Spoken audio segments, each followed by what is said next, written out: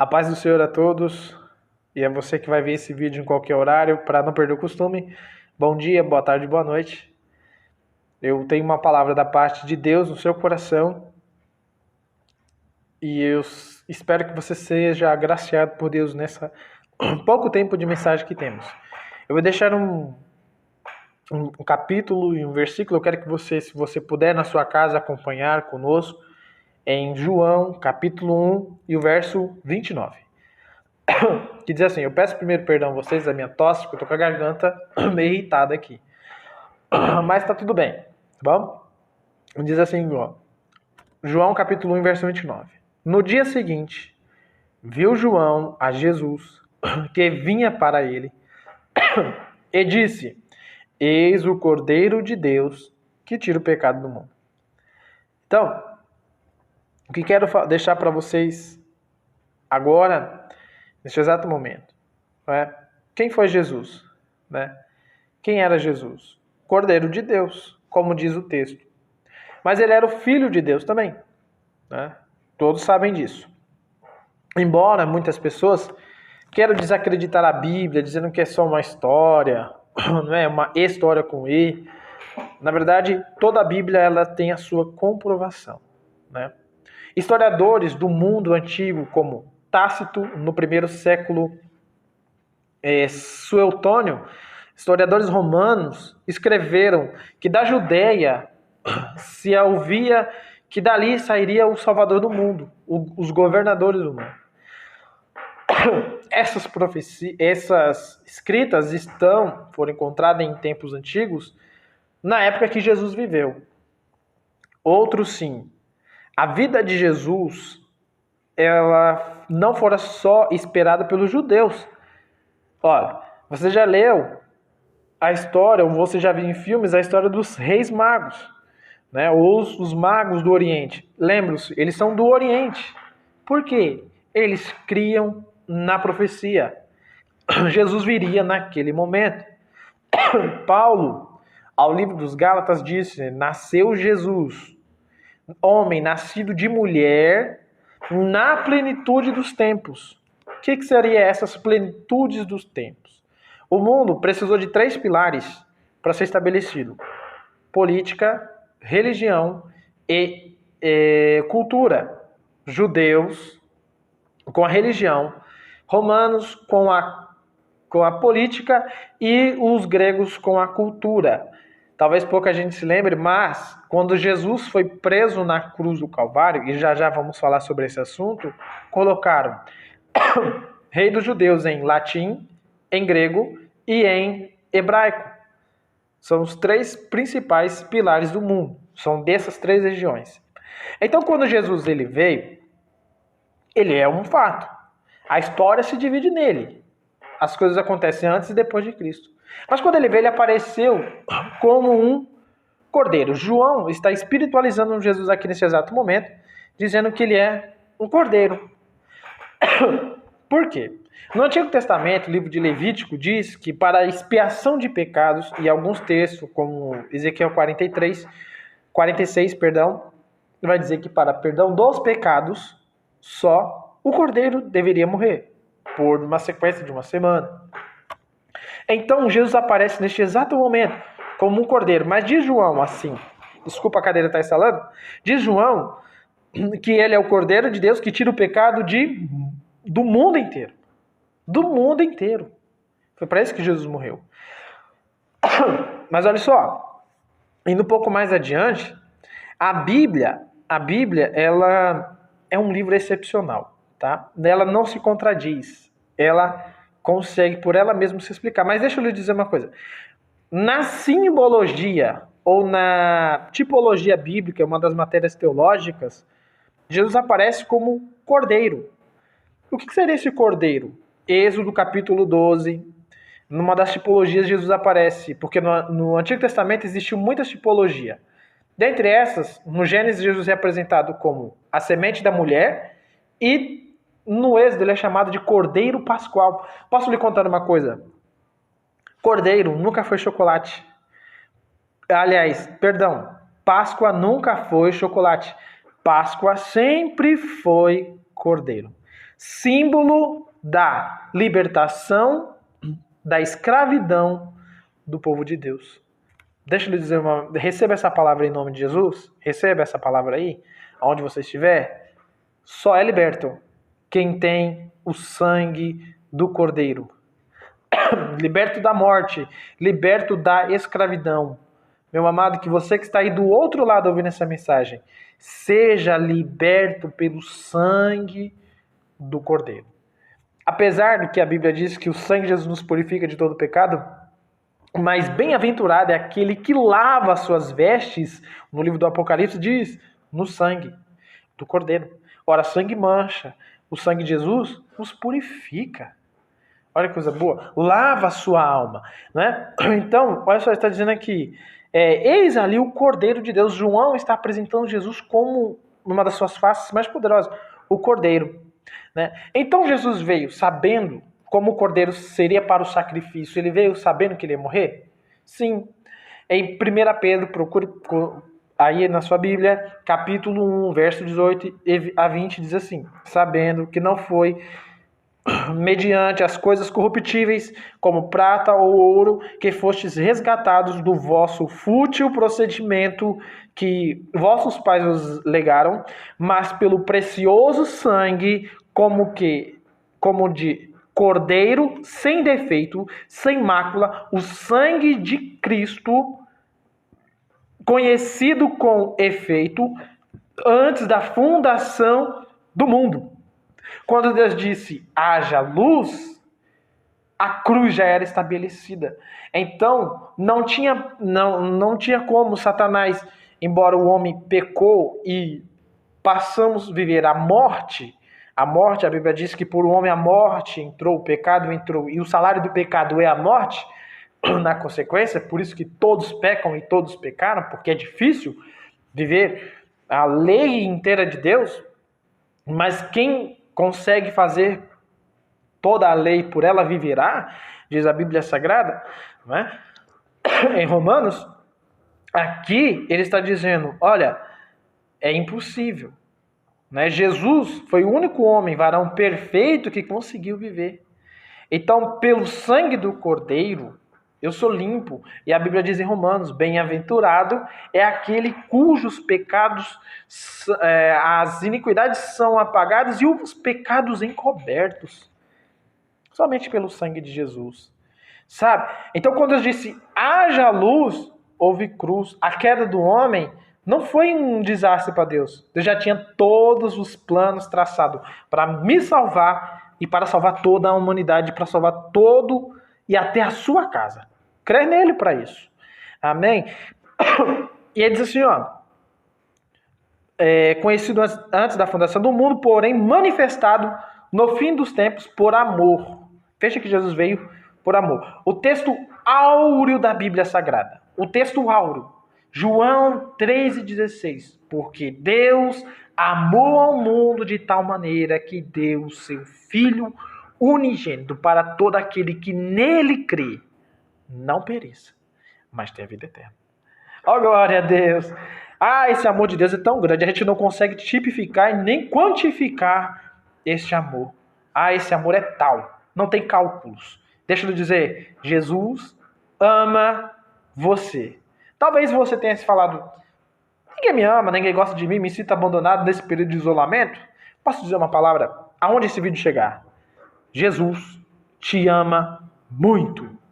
Amém? Receba esta palavra em nome de Jesus ao seu coração. Agora, vejam só, então ele sabia que ele ia morrer? Sabia. O Antigo Testamento temos diversas e inúmeras profecias sobre a sua morte. Né? Por exemplo, dentre elas eu vou citar um dos mais conhecidos, Isaías, o profeta messiânico, no capítulo 53 fala disso. Não é? O próprio Daniel, no capítulo 9, fala que ele morreria e depois apareceria um príncipe deste mundo, mas isso ele estava falando, apontando para o anticristo, que ele vai aparecer ainda, não é? Porque João, as epístolas de João está dizendo, aparecerão muitos falsos cristos e virá o anticristo. Mas deixa eu dizer uma coisa, o espírito do anticristo já opera, diz a Bíblia Sagrada.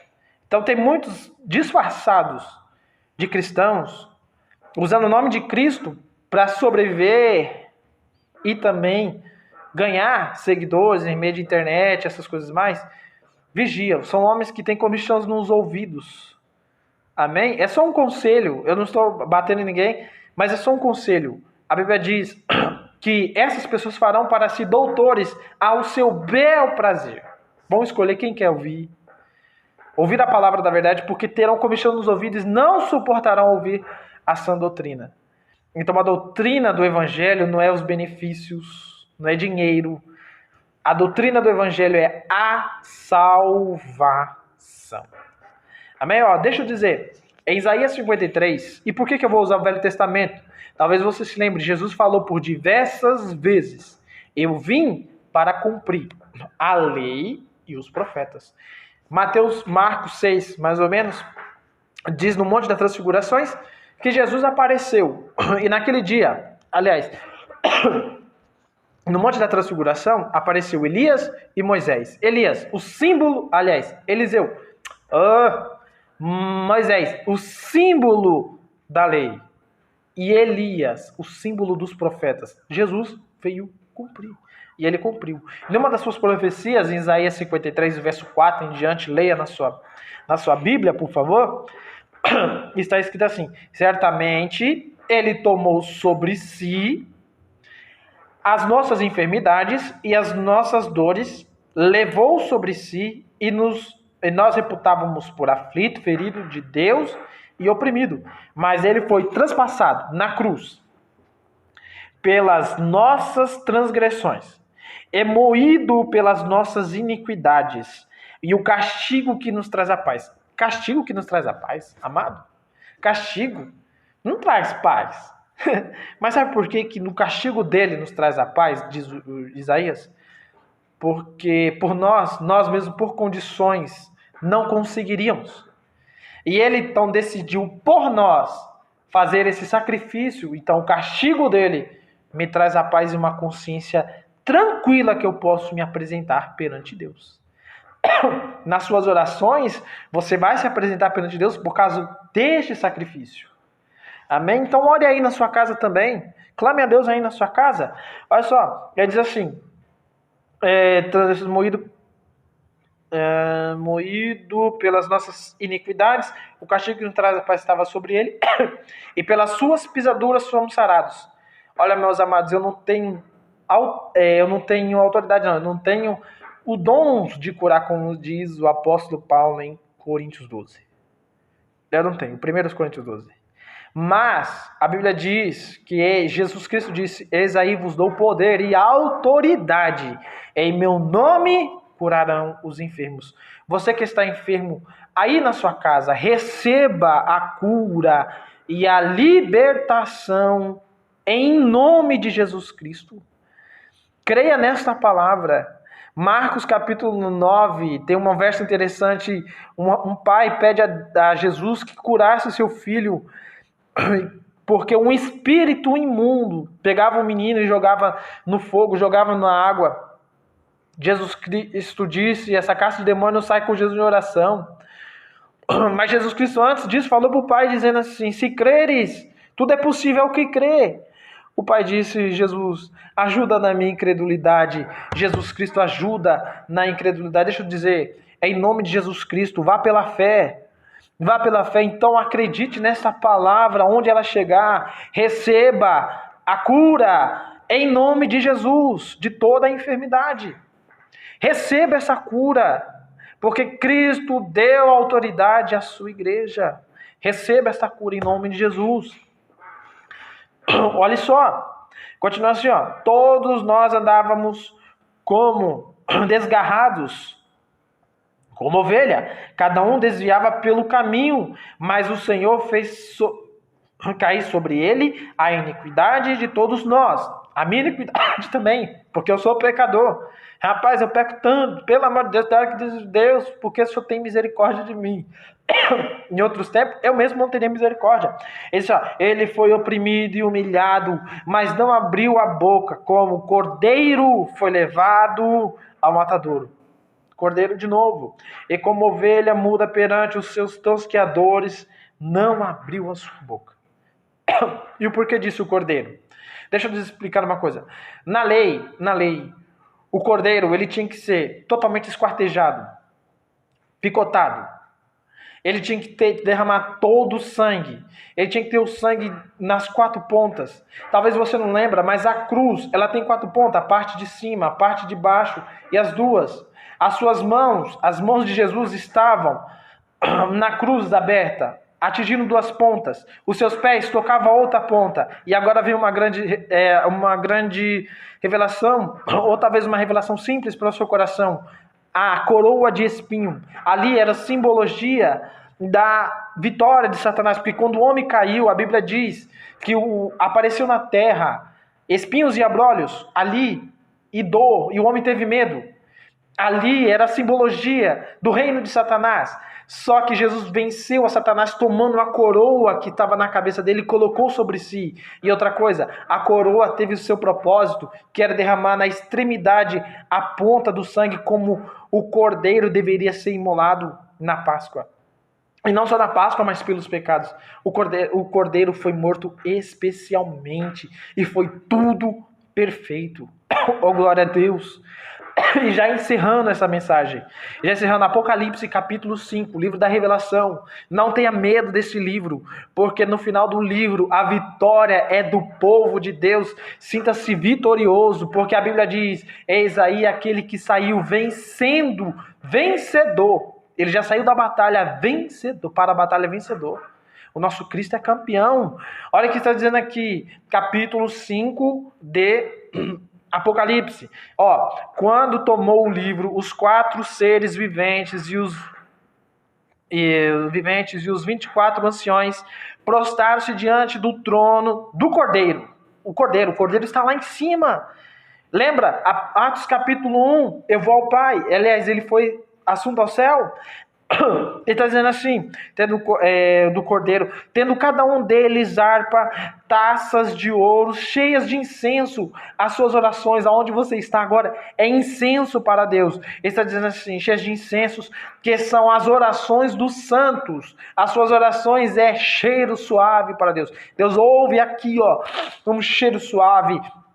Então, por isso, não pare de orar. Derrame seus incensos perante Deus. Ele diz assim, e entoava um cântico dizendo: digno és de tomar o livro, de abrir os seus selos, porque fostes morto e com teu sangue compraste para Deus os que procedem de toda tribo, língua e nação. Gente, olha que coisa linda. A nossa língua portuguesa brasileira só tem 500 anos.